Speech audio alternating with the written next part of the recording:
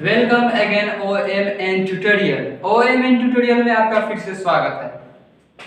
आज की वीडियो में हम बताने वाले हैं पदार्थ के बारे में। पदार्थ क्या होता है, पदार्थ का निर्माण कैसे होता है, यहाँ पे हम लिख दिए। इन सब के बारे में बारी बारी से जानेंगे। तो बिना टाइम वेस्ट किए चलिए वीडियो को स्टार्ट करते हैं। तो ध्यान से देखिएगा, सबसे पहला जो है पदार्थ का निर्माण कैसे होता है। तो पदार्थ का निर्माण कैसे होता है, यहाँ पर देखिए कण का नाम सुने हैं। कण कण इसी को बोलते हैं। देखिए इसको क्या बोलते हैं, इसको कण बोलते हैं, इसको बोलते हैं कण। अब देखिए कण किसे कहते हैं। सबसे पहले कण किसे कहते हैं। अब कोई भी ईंट हो गया, ईंट देखे हैं ना, ईंट हो गया। जैसे मैं ईंट ले लिए, ईंट को जब तोड़ेंगे तो उसमें से देखिएगा, जैसे तोड़ते हैं ना तो उसमें से छोटा छोटा सा निकलता है, छोटा छोटा सा चिंगारी के रूप में जैसे में निकलता है। यानी किसी भी बड़े पदार्थ को जब तोड़ते हैं तो उसमें से छोटा छोटा निकलता है। यानी कि पदार्थ के सबसे छोटे भाग को क्या कहते हैं, कण कहते हैं। अब देखिए इस कण के पास कैसा कैसा शक्ति होता है। कण के पास गति करने की शक्ति होती है। कण गति करता है। कण क्या करता है, तो कण गति करता है। कण के पास गति करने की शक्ति होती है और आकर्षण की शक्ति होती है। आकर्षण। अब देखिए भाई आकर्षण क्या होता है, आकर्षण किसे कहते हैं। एक शब्द में जान लीजिए कि आकर्षण का मतलब होता है पास बुलाना। पास बुलाना, आकर्षण का मतलब क्या हो भाई, पास बुलाना। वो हमरा के आकर्षण करता है, यानी कि वो हमरा के पास बुलाता है। समझ गए ना, आकर्षण का मतलब क्या होता है। और इसमें एक और गुण होता है, ऊर्जा को अवशोषित करना। ऊर्जा अवशोषित करना। ऊर्जा को क्या करता है, अवशोषित करता है। कण के पास इतना सारा गुण होता है। वो हमेशा क्या करता रहता है, गति करता रहता है। कण के पास ऊर्जा रहता है, कण के पास आकर्षण की शक्ति रहती है। एक कण दूसरे कण को आकर्षित करता है। तो देखिए यहाँ पर एक कण है और यहाँ पे कण है, यहाँ पे कण है। यहाँ मान लीजिए बहुत सारा कण, ठीक है, ये बहुत सारा कण मान लीजिए। इसके पास आकर्षण की शक्ति है, इसके यानी यह जितना भी शक्ति है इस सब के पास है। अब क्या किया ना कि यहाँ पे एगो कण है, कणवा इस कणवा को आकर्षित कर दिया, एगो दूसरे कण को आकर्षित किया, फिर इसमें एक और कण आकर्षित हो गया, एक और कण आकर्षित हो गया, एक और कण आकर्षित। ऐसे ऐसे कण मिलकर एक बड़ा सा कण का निर्माण किया। यानी कि एगो कण यानी छोटा सा कण, अलग अलग कण आपस में मिलकर बड़े कण का निर्माण करते हैं। यानी एक छोटा सा कण आपस में मिलकर बड़े कण का जब निर्माण करता है तो उसको हम पदार्थ कहते हैं। यानी पदार्थ का निर्माण कैसे हुआ, छोटे छोटे कणों को आपस में मिलने से पदार्थ का निर्माण होता है। यहाँ पर लिख सकते हैं कणों का मिलना। कण जब मिलता है तो उसको क्या कहते हैं, उसको बोलते हैं कि पदार्थ का निर्माण हो रहा है। यानी कि जब छोटा छोटा कण आपस में मिला तो एक बड़ा कण का निर्माण हुआ, जिसे क्या कहेंगे, पदार्थ का निर्माण हुआ। अब दूसरी बात होती है कि पदार्थ किसे कहते हैं। तो देखिए पदार्थ किसे कहते हैं, यहाँ पे सेकंड बात यही है कि पदार्थ किसे कहते हैं। तो मान लीजिए पदार्थ का निर्माण कैसे हुआ, आप समझ गए। और पदार्थ किसे कहते हैं, जिसमें जगह छेकने की शक्ति हो और जिसमें वजन हो, उसी को पदार्थ कहते हैं। यानी कुछ स्थान घिरे, कुछ स्थान घिरे और क्या हो, द्रव्यमान हो। अब देखिए स्थान घिरने का मतलब क्या हुआ। अगर यहाँ पर हम कण बैठाए हैं, कण लगाए हैं, तो यहाँ पर कण दिख रहा है, लेकिन हम यहाँ पर आकर खड़ा हो गए तो आपको कण दिख रहा है, नहीं दिख रहा है। यानी कि हम स्थान घिरे। दूसरा क्या बात है कि द्रव्यमान किसे कहते हैं। तो देखिए द्रव्यमान का जो मात्रक होता है वो केजी होता है, केजी।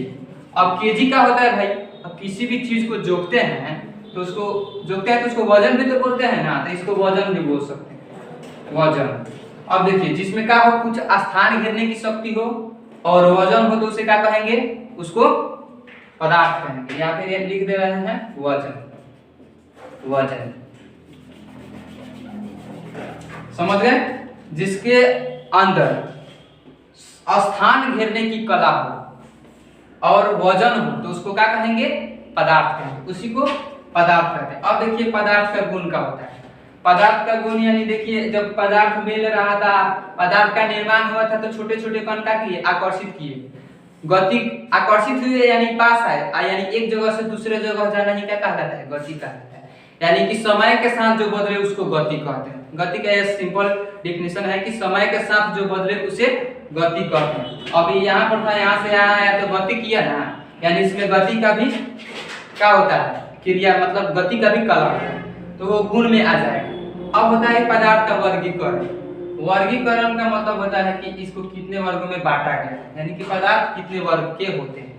तो पदार्थ देखिए, पदार्थ 3 वर्ग में बांटा गया है।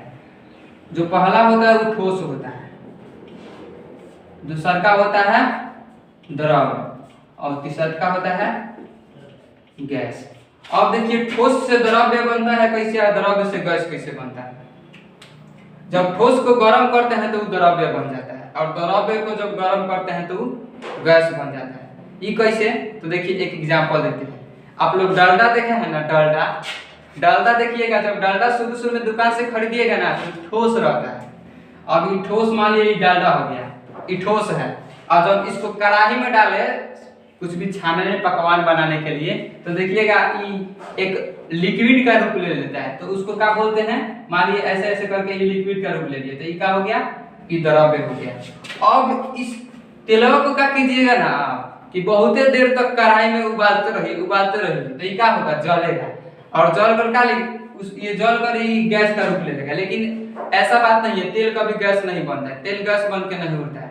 तो यहाँ पर यह एग्जांपल गैस के लिए परफेक्ट नहीं रहेगा। लेकिन अगर ऐसा हम पदार्थ ले जो ठोस से द्रव्य बन जाए और द्रव्य से क्या हो?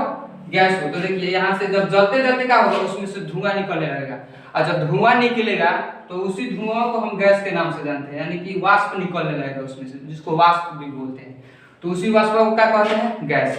अब देखिए सेम गए तो इसको गर्म करते गए तो इसके स्थान में परिवर्तन हुआ कि ठोस था तो गर्म किए तो द्रव्य बन गया, द्रव्य था तो इसको गर्म किए तो गैस बन गया। अब उधर से इधर से गए हैं तो भाई इसको, अब मान लिए कि हम इधर से जाएंगे कहीं, अगर कोई भिखारी बैठा होगा रोड पे, अगर उसको पैसा दे देंगे और उधर से आएंगे, जब हमको देखेगा तो भाई टोकेगा ना। सेम प्रोसेस यहाँ पे, जब इसको हम गर्म करते जा रहे हैं तो उधर से आएंगे तो मेरा हक है कि हाँ भाई इसको जब गर्म किया तो ठंडा करेंगे। तो इधर से फिर वापस आ रहे हैं तो इसको ठंडा करते रहेंगे, और गैस को ठंडा करेंगे तो द्रव्य बन जाएगा, और द्रव्य को ठंडा करेंगे तो ठोस बन जाएगा। तो ये समझे कि पदार्थ का वर्गीकरण। नेक्स्ट है कि अंतरा अणुक स्थान किसे कहते हैं। यह जो क्वेश्चन है वो ध्यान से सुनिए कि अंतरा अणुक स्थान किसे कहते हैं। थोड़ा साउंड सर आ रहा है, साउंड को थोड़ा कम कीजिए उधर से। तो देखिए अंतरा अणुक स्थान किसे कहते हैं, सुन रहे हैं सर? उधर से साउंड आ रहा है, थोड़ा साउंड को कम कीजिए, नहीं सुन रहे हैं सर, साउंड आ रहा है उधर से।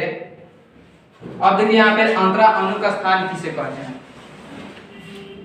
और मान लीजिए कि हाई कण हो गया है, छोटा सा कण के पास गति करने की शक्ति होती है, आकर्षण की शक्ति होती है, किसकी शक्ति होती है? गति करने की, आकर्षण की शक्ति, और ऊर्जा अवशोषित करने की शक्ति होती है। तो देखिए हेलो सर, इसको बंद कीजिए ना,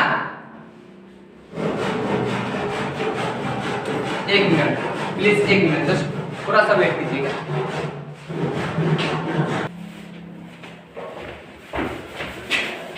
ये वीडियो को स्टार्ट करते हैं।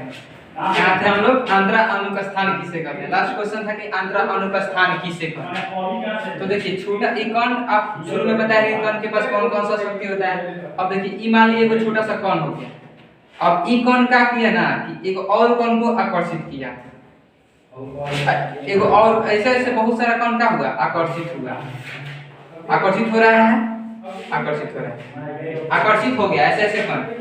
अब जैसे ऐसे ऐसे कण आकर्षित हुआ तो देखिएगा कि कण के बीचवा में कुछ खाली जगह बच रहा है। देखिए यहाँ पर ये खाली स्थान बच रहा है, इसी खाली स्थान को क्या कहते हैं? अंतरा अणुक स्थान। क्या क्या? इसी खाली स्थान को क्या कहेंगे? अंतरा अणुक स्थान। यानी कि जब कण आपस में मिलते हैं, यानी कि जिससे पदार्थ का निर्माण होता है, जिससे छोटे छोटे कण आपस में मिले और बड़े कण का निर्माण किए, जिससे पदार्थ का निर्माण कहा जाता है, वैसे उसके स्थान यानी कि जब कण मिले तो उसके बीच में खाली जगह रहता है, उसी खाली जगह को क्या कहते हैं? अंतरानुक स्थान। Clear? Thank you. Video over.